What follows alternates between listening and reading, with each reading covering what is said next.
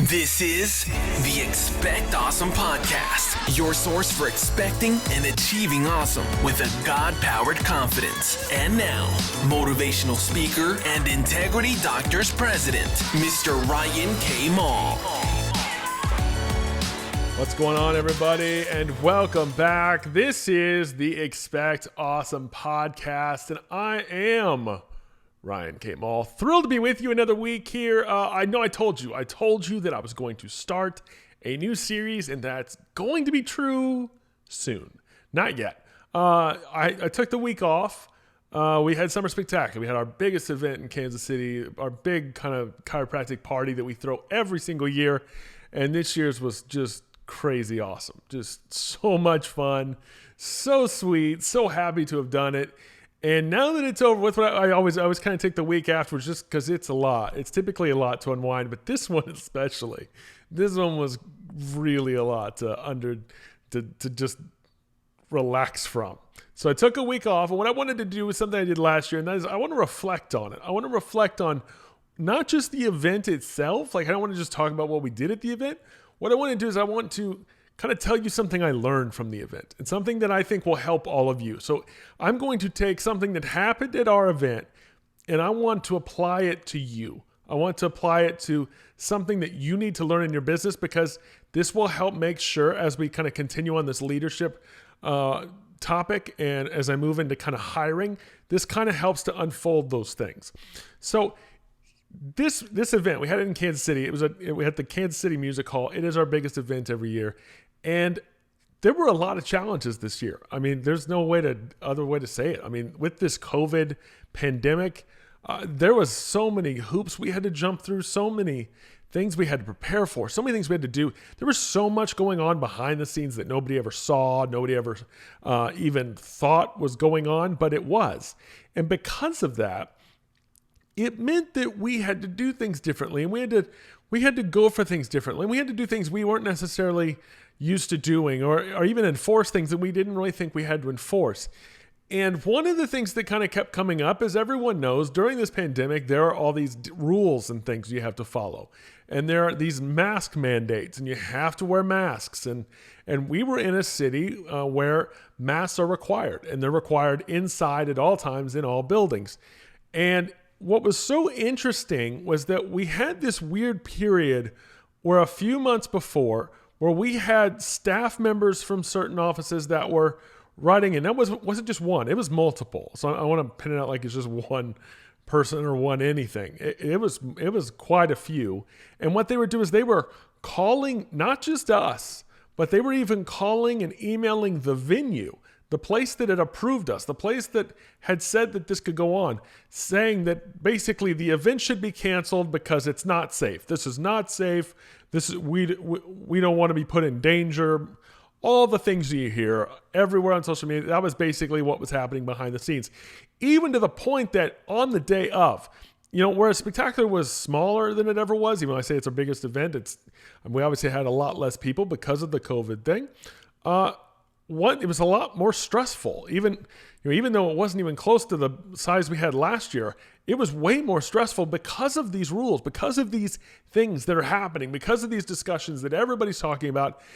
We even had in the morning, we had someone from the audience, we had someone from the audience go report to the staff, go report that people had removed their masks when they had sat down right before it was going to start.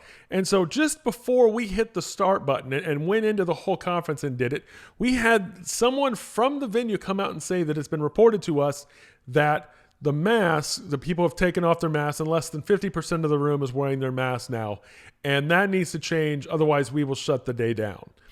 And I mean, we're in this. I mean, we've spent all this money on this event, and someone decided to really try to screw everything up, really try to mess with everything. So we had to even announce at the conference to make sure the event didn't get shut down for everybody to put their mask back on. And I know some of you say, yes, that's safer. I get it, it's safer. I get it, it's something. But here's the thing that I learned from the event. I learned that sometimes this is another example of, if you're not on the same page with where you work, it may be better to go to a different page. Now, what do I mean by that? What I mean by that is that nobody was required to be at the event. It wasn't like we said you have to be there. It is required that you be there. You will be punished if you will be there. If you don't come, you are going to be fined. No. It's a free event. There wasn't even a cost for it. It's 100% free event.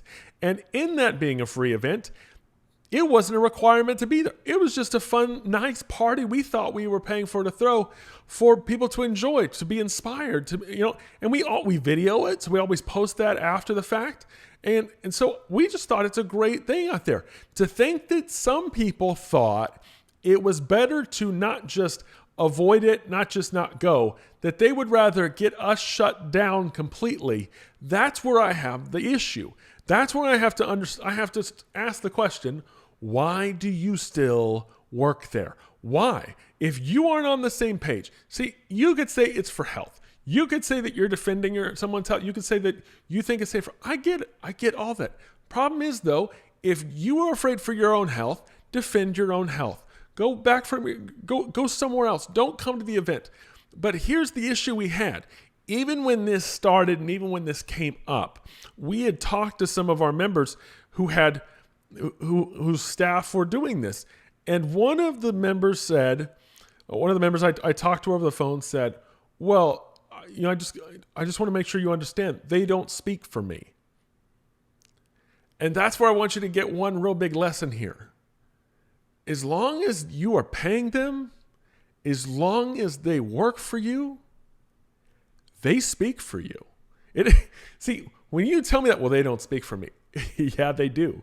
See, let me put it in a different perspective. Let's say that one of my employees cussed out another a customer. Let's say that one of my employees was racist towards a customer. If I continue to employ them, they speak for me.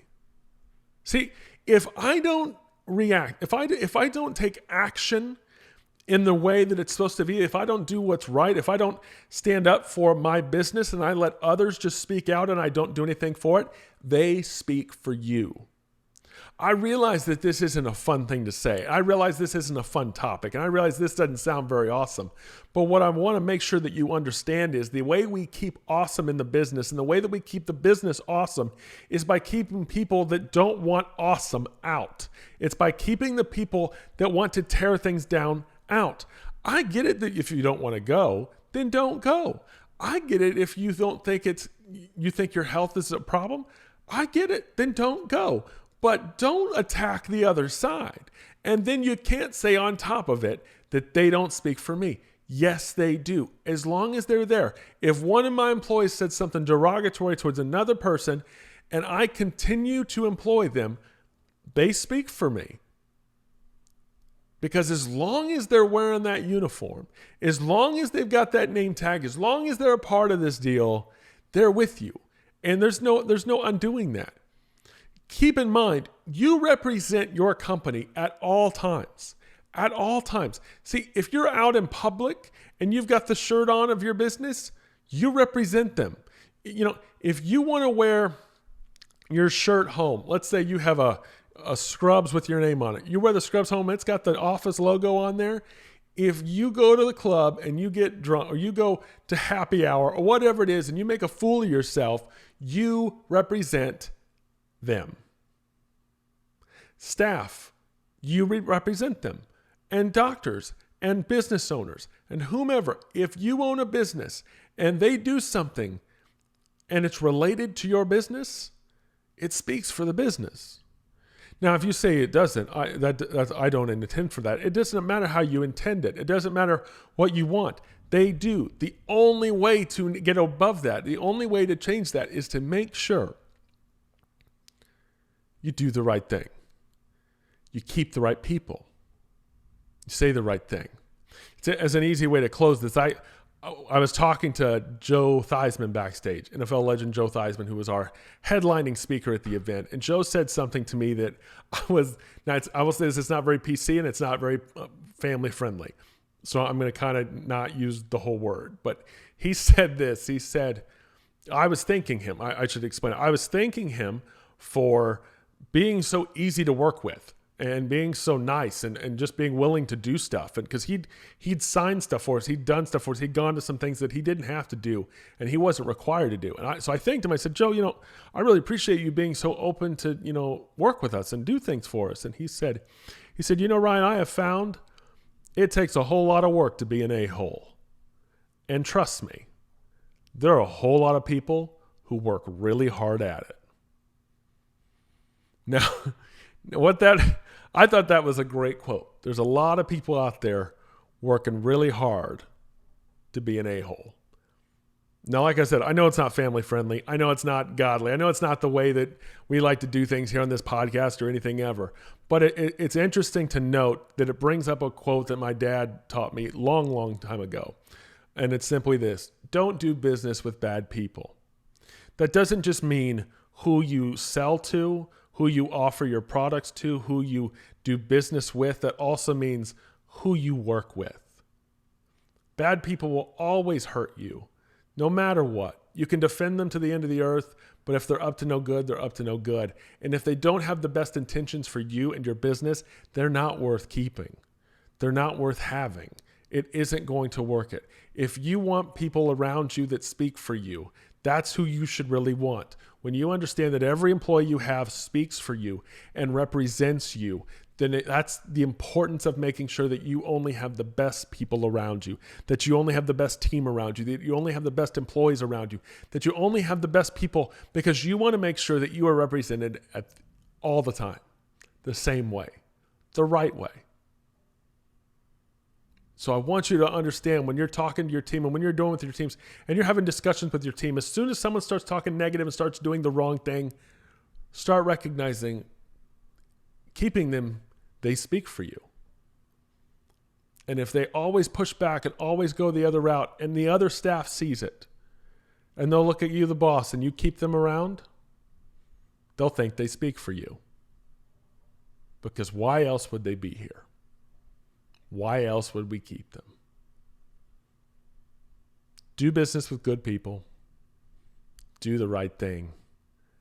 I promise it'll be way better when you do it right. God, I want to thank you for today. I want to thank you for everyone, every single person listening today. I want to thank you that you would lift them up, that you would make them feel and understand how awesome they are and how awesome you made them. God, give them the strength to fight. Give them the strength and power to do your will and do their purpose and fulfill everything that you prepared for them. Thank you. And for anyone that's hurting, suffering, put your hands on them, calm them, give them the faith they need, give them the strength they need, and give them the comfort they need to keep going and realize that they are awesome. Amen. God bless you guys. I will see you next week with a brand new series on how to hire. For more awesomeness, visit RyanKMall.com or follow him on Facebook, Instagram, and Twitter at RyanKMall. Until next time, keep smiling and remember, you are awesome.